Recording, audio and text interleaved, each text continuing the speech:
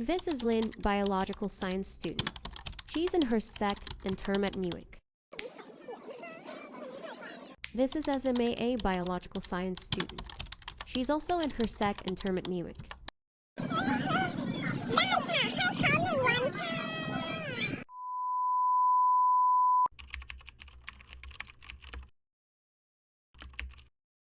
Compare two animals from different habitats and describe how their physical and behavioral adaptations suit their environments. Porcupine, sea lion.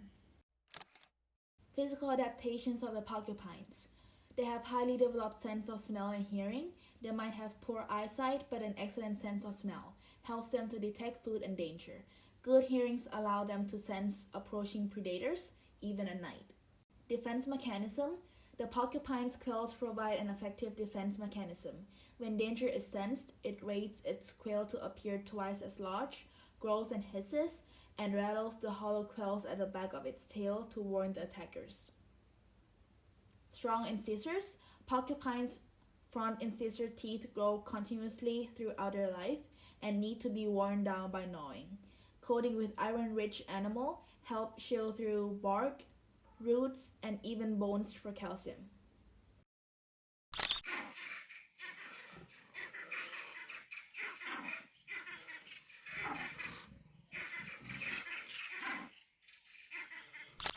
Behavioral adaptation of porcupine. Porcupine are nocturnal, which means they are active primarily at night. Porcupine like to sit quietly in trees, so if you spot one, you should be able to get a good look at the animal. Porcupine diet. Porcupine like munching on a variety of trees, including fir, hemlock, and pine, as well as bamboo, beech, birch, oak, elm, cherry, and willow. They also eat several kinds of woody shrubs. Porcupine have solitary behavior. Porcupine are normally shy and solitary creatures, meaning you are unlikely to find one near your house, but in the winter they may den in small groups. Porcupine like to set up home in burrows, eat large rodents, modify natural shelter among roots and rocks, or dig their own highway. These burrows are most commonly occupied in family units. Fun fact! Baby porcupine are called porcupine. Porcupines have thousands of quills to provide protection, but porcupines cannot throw their quills. Physical adaptations of sea lions. Bubbler of sea lions. Sea lions deposit most of their body fats into a thick layer of bubbler just under the skin. This bubbler layer insulates the sea lion's body from the cold water and provides an excess energy reserve. Streamlined body and flippers. They have also developed powerful flippers to propel and steer themselves through the water. Unlike whale and dolphins, sea lions have extremely flexible bodies and can almost bend their bodies in half, making them efficient hunters. Sea lion's whiskers. Sea lion's whiskers, also known as vibrissae, serve as an important sensory tool. They are long, stiff hairs, highly sensitive to touch and vibration. The whiskers are located on the sea lion's snout and around the mouth. They have large lungs and oxygen storage. Sea lions have highly reinforced lungs that can collapse and reinflate without obvious issues. They have a number of adaptations that help them dive deep and stay underwater. Behavioral adaptation of sea lion. Diving and hunting strategies. Sea lions use a variety of diving and hunting strategies, including herding, biting, suction, and jetting water. They also use different dive types to forage for food. Herding is hunt together by herding fish into tide bowls. Biting, suction, and jetted water is catfish and other aquatic prey. Cooperative hunting, working together to share resources.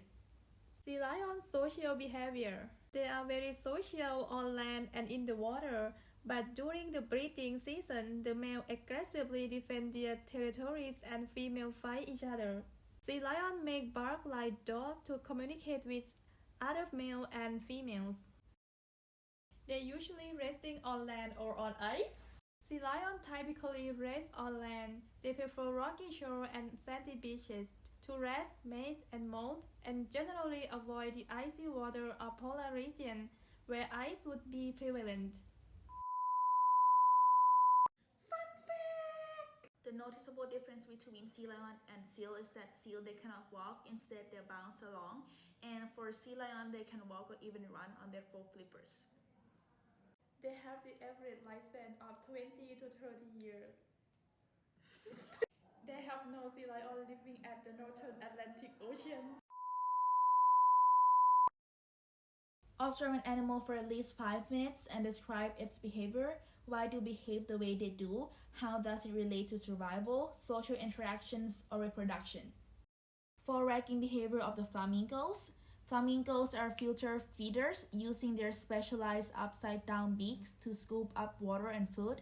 They intake an algae and small crustaceans that expel the excess water while trapping nutrients. Flamingos are really what they eat. They get their pink color from carotenoids, natural pigments found in the algae and brine shrimps they eat. Their body metabolizes these pigments, which gradually tint their feathers pink. Standing on one leg of flamingos. Flamingos often rest on one leg to conserve body heat and reduce muscle fatigue. By tucking the other legs under the body, they minimize heat loss in the cold water, helping them stay warm. The social behavior and grouping of flamingos. Flamingos are very social birds. Breeding colonies of a few individual flamingos are rare, but wild colonies of tens of thousands of birds are common. How does it relate to the survival? Large numbers provide security, and moreover, little competition for food. Algae and invertebrates tend to be concentrated and abundant around where the flamingos are there. Ritualized display and breeding. Flamingos perform synchronized display to stimulate hormone production and encourage group breeding, increasing the chance of reproductive success. How this behavior relates to the reproduction. Nesting display. Flamingos engage in synchronized group display where they strain their necks, flap their wings, and march together. Nesting and parenting. A flamingo nest looks like a mini mud volcano with room for one large egg. Flamingos are monogamous, and mom and dad are team players. Both help to build the nest and incubate the egg. Flamingo chicks hatch with white-gray downy feathers and straight bills. It takes several years for them to acquire their signature pink color and hook-shaped bills.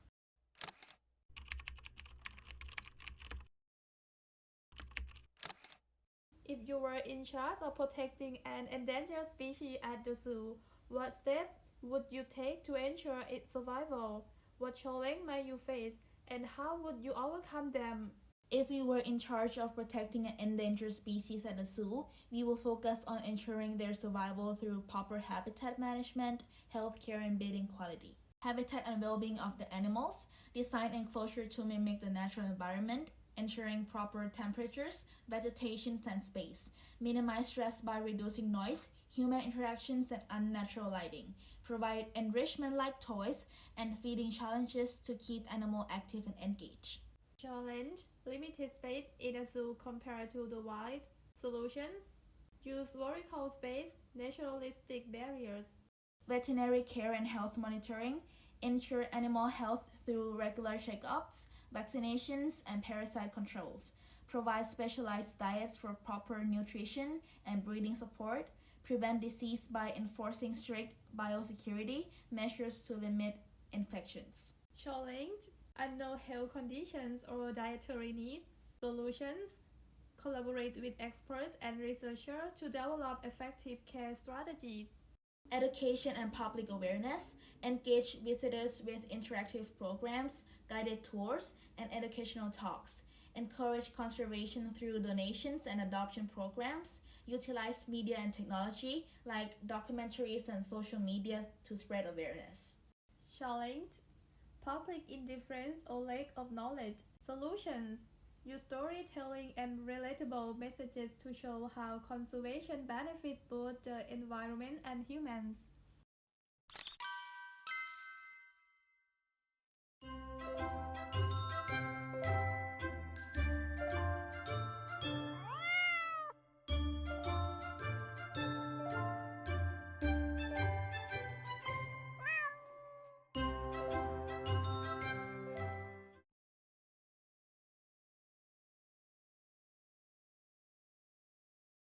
I'm sorry guys พี่งงว่าทำไมน้องถึงเป็นสีนี้อะเขาว่าปกติน้องเป็นสีดำไม่ใช่น้องทำไมน้องเป็นสี สีดำกับขาว This doesn't look